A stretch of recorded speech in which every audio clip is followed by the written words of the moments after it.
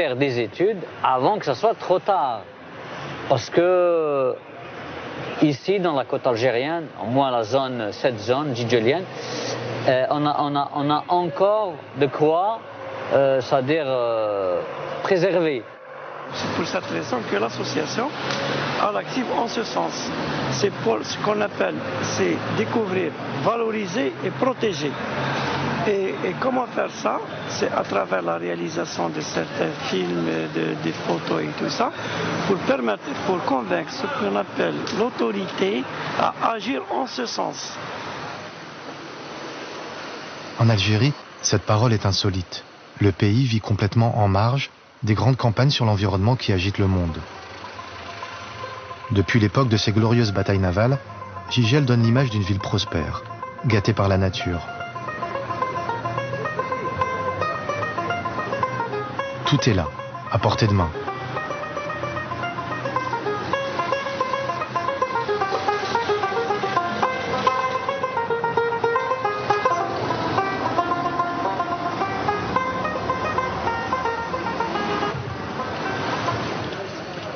Sur le port, pour construire des bateaux, il suffit encore aujourd'hui d'abattre quelques chênes dans les forêts alentours.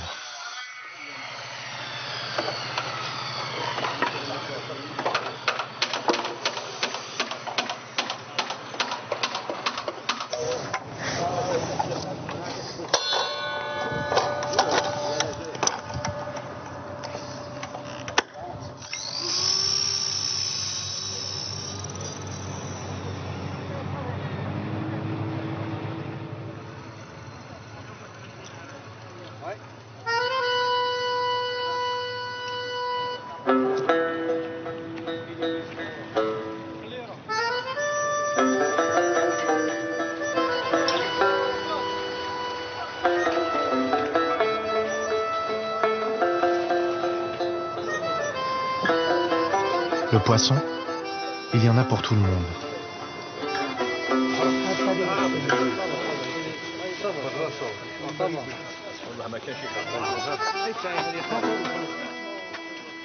Ça se passe comme ça à Jijel. C'est comme ça, la pêche, les gens qui viennent.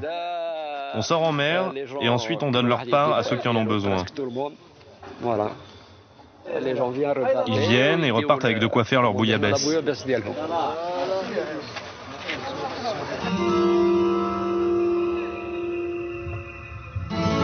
La mer et les vergers ont toujours nourri les Jijéliens.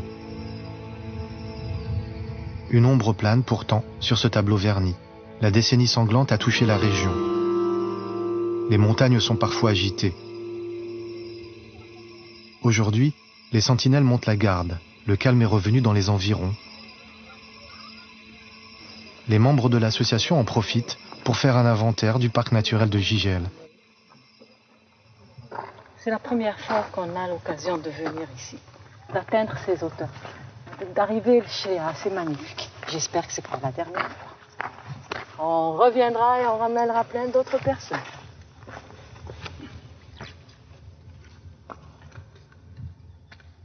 Le magmatisme, et la route qui sépare le sédimentaire et... Trop longtemps frustrés, Sonia et les autres marcheurs filment sans interruption, ramassent d'innombrables échantillons de cailloux, de plantes. Leur but, savoir si le parc est menacé.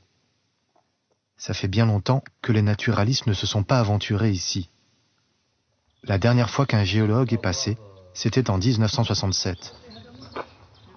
Sonia, Mouloud, Fares et Alam sont l'avant-garde de l'association qui compte une vingtaine de membres.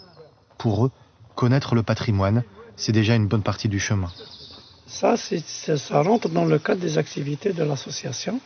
C'est l'étude terrestre, marine et la façade. C'est-à-dire il y a les trois parties qu'on doit étudier dans le cadre du programme scientifique de notre association.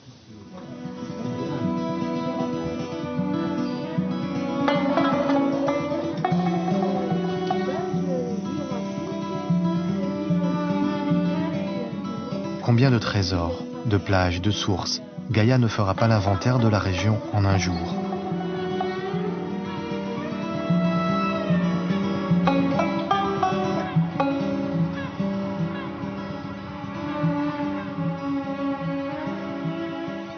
La vigilance est de mise. Dans ce paysage enchanteur, les signes d'une menace sont déjà là.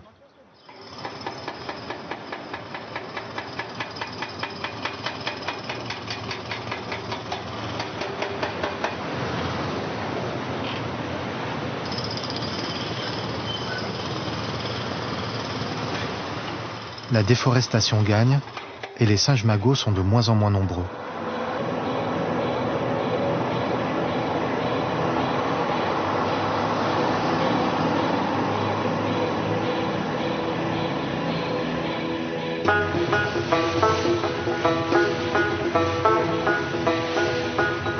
Gaïa surveille aussi les fonds marins. Mouloud et Fauzi embarquent avec leur matériel à la faveur d'un pêcheur ou d'un plaisancier sympa. Tout ce qui est travaux sous-marins, prélèvements, photos, échantillonnage et tout ça, on le prend à chaque plongée. Et lorsque on fait la fiche de l'endroit où on plonge, avec la température de la mer, le lieu, la date et tout ça. Et par exemple, si on fait une plongée cette année, l'année prochaine, on fait la même plongée, le même endroit, et on voit l'évolution des algues. Est-ce que les algues, ils ont grandi, ils ont diminué, il y a une présence de pollution, les algues et tout ça. Il y a la partie géologique qu'il faut étudier, la partie sédimentaire. Voilà, c'est une base de données que nous sommes en train de faire.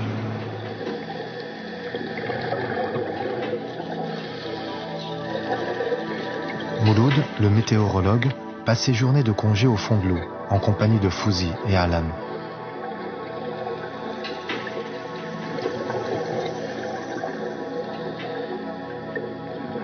Ensemble, ils filment toutes leurs plongées et prélèvent régulièrement des algues en quadrillant les fonds.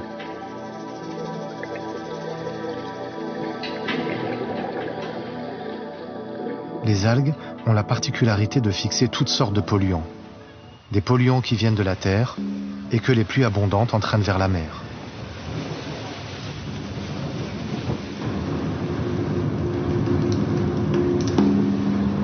La pluie, Gigel connaît bien, c'est la ville la plus arrosée d'Algérie. Les trompes d'eau provoquent des éboulis sur la corniche qui rendent la région un peu plus difficile d'accès. Mais surtout, elle lessive les sols, gonfle les oueds et déverse en mer les déchets que la ville rejette. Sonia, l'une des scientifiques de l'association, poursuit à terre le travail des plongeurs. Tous les prélèvements, toutes les reconnaissances, toutes les identifications sont les armes qu'on utilisera pour pouvoir défendre cette région. Et une fois qu'on pourra la défendre, on saura la conserver. On saura la conserver. Parce qu'elle mérite d'être conservée.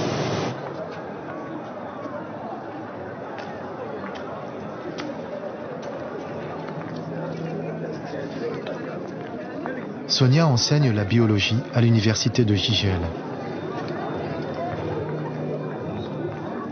En dehors des cours, elle se penche sur la dernière collecte de l'association.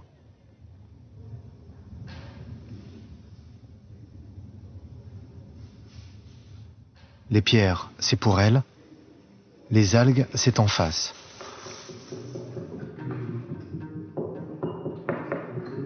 Les chercheurs les étudient pour mesurer les taux de pollution marine. Les algues devraient confirmer les résultats d'une précédente étude sur les cours d'eau de la région.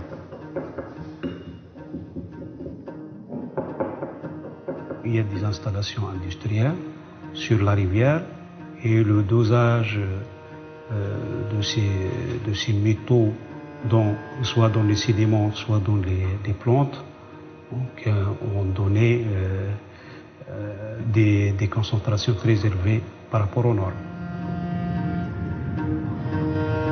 Gigel n'est pas une grande ville industrielle. Le problème, ce sont les innombrables décharges sauvages qui envahissent ces plages. C'est un fléau national et l'on ne parle pas des eaux usées qui sont rejetées dans la mer. Dans tout le pays, les oueds sont devenus des conduits d'égout incontrôlables. Plus de 40% des plages du pays sont impropres à la baignade. Autour d'Alger, la situation est critique. Ce chiffre atteint plus de 80%.